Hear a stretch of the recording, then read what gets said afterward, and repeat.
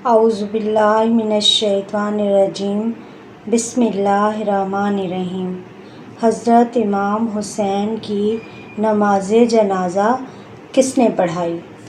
ایک دن حضرت محمد صلی اللہ علیہ وآلہ وسلم نے کربلا کی مٹی حضرت ام سلمہ کو دے کر کہا، ام سلمہ یہ سنبھال کر رکھنا، اور جب یہ مٹی خون میں بدل جائے تو سمجھنا میرا حسین شہید ہو گیا۔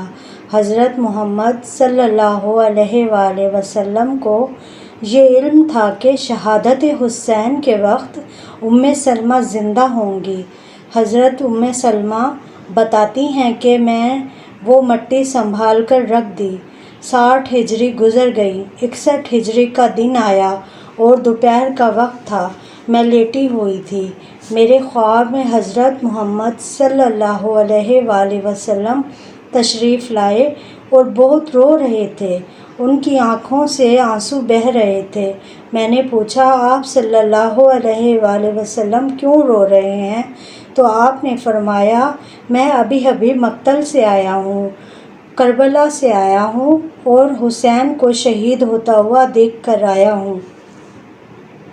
ادھر ام سلمہ نے حضرت محمد صلی اللہ علیہ وآلہ وسلم کی زیارت کی، اور ادھر مکہ معظمہ میں حضرت عبداللہ ابن عباس رضی اللہ تعالیٰ عنہ فرماتے ہیں، میں لیٹا ہوا تھا، دوپہر کا وقت تھا اور میرے خواب میں حضرت محمد صلی اللہ علیہ وآلہ وسلم تشریف لائے ہیں اور بہت پریشان حال ہیں، اور ان کے ہاتھ میں ایک شیشی ہے، اس شیشی میں خون ہے۔ میں نے پوچھا، حضرت محمد صلی اللہ علیہ وآلہ وسلم یہ خون کیسا ہے؟ تو کہا، ابن عباس، یہ حسین اور اس کے شہید ساتھیوں کا خون ہے۔ آج میرا سارا دن کربلا میں گزرا ہے اور سارے شہیدوں کا خون اس شیشی میں جمع کرتا رہا ہوں۔ جناب محترم، نواسۂ رسول حضرت امام حسین کو شہید کرنے کے بعد اولاد رسول صلی اللہ علیہ وآلہ وسلم کو قید کیا گیا۔ نبی کریم رؤوف الرحیم صلی اللہ علیہ وآلہ وسلم کی بیٹیوں کو بے پردہ کیا گیا اور شام اور کوفہ کی طرف لے جایا گیا۔ یزیدی فوج آگے آگے ناچتی گئی اور پیچھے پیچھے رسول اللہ کی بیٹیاں قید ہو کر بے یار و مددگار جا رہی تھی۔ فوج یزید کے ہاتھوں میں تمام شہیدوں کے کٹے ہوئے سر تھے، اور 3 دن تک رسول اللہ کے خاندان کے لوگوں کے جسم مبارک بے کفن دفن کربلا کی تپتی زمین پر بکھرے پڑے تھے۔ اور تاریخ بتاتی ہے، 13 محرم کا دن تھا، 61 ہجری میں۔ لوگوں نے سوچا کہ فوج یزید کا رش کم ہو گیا ہے، تو ہم چلو جا کر نہر فرات سے پانی بھر لاتے ہیں۔ بنی اسد کی کچھ عورتیں جب نہر فرات پر پانی بھرنے لگیں تو دیکھا وہاں رسول اللہ کے خاندان کے لوگوں کے جسم مبارک کہیں پڑے ہیں، تو ان کے سر کہیں پڑے ہیں اور کسی کے بازو کہیں پڑے ہیں، تو وہ رونے لگی اور روتے روتے اپنے گھر کی طرف گئی اور اپنے مردوں سے کہا، اے رسول اللہ کے کلمہ پڑھنے والوں، یہاں رسول اللہ کا خاندان تھا، شاید یزیدی فوج نے انہیں شہید کر دیا اور ان کے جسم بکھرے پڑے ہیں اور ان کے خیمے جلے ہوئے ہیں۔ چلو آؤ ان کی تدفین کرتے ہیں۔ ان کے مردوں نے کہا، پاگل ہو گئی ہو، کیا دیکھتی ہو؟ ان کو یزید کی فوج نے مار ڈالا ہے، اگر ہم ان کی تدفین کریں گے تو ایسا نہ ہو یزید ہمارے بھی دشمن بن جائیں، تم نہ جاؤ۔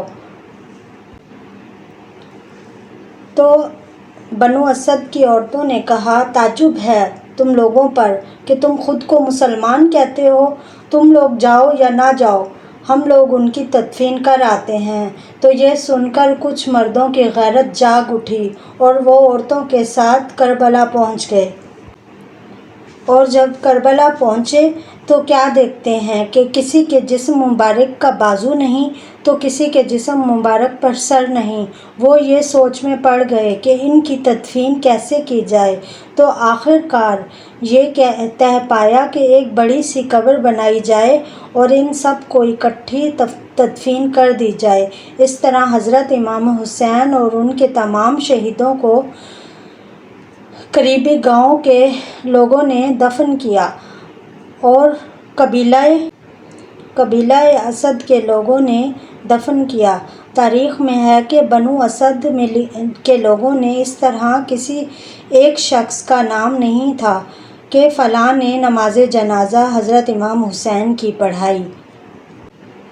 اور تاریخ بتاتی ہے کہ 72 افراد شہید ہوئے۔ ان کے شہید ہونے کے ایک دن بعد مقام غزمین بنی اسد کے لوگ رہتے تھے، انہوں نے مل کر ان سب کو دفن کیا۔